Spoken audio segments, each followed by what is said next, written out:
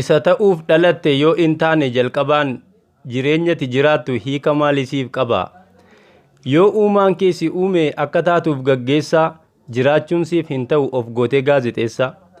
Namni kennaa uumaa kee gantee morma of huutu, kufaatii lakkaawwachaa teessa bara kee guutuu, lafa rabbi si kaa'ee kabajee si teessise, eenyutu si abboomee ajajee si deemsise.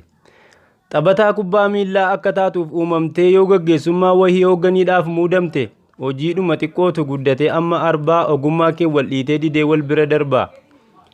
Isa taatee jirturra fedhii kee malee haalaan isa akka ati taatuuf rabbi si kenne caala. Amma waan kee hin taanetti humna kee fixxu biraa, hojimanee keessa sirriif hirrinan qabdu silaa. Yoon danda'e hojjedhe yoon dadhabe immoo dhiisuu, miti anaaf galmi koo harka maradheen ciisu. Hin danda'u kan jettee amante sun kijibaa, hin danda'u hin jedhin dandeessee borsi dhiba.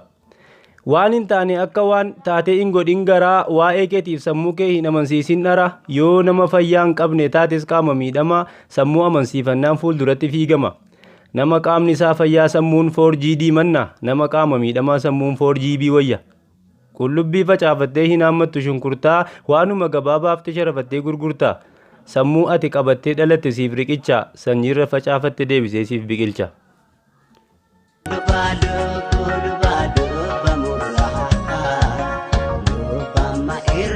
Follow on, yes, need ya.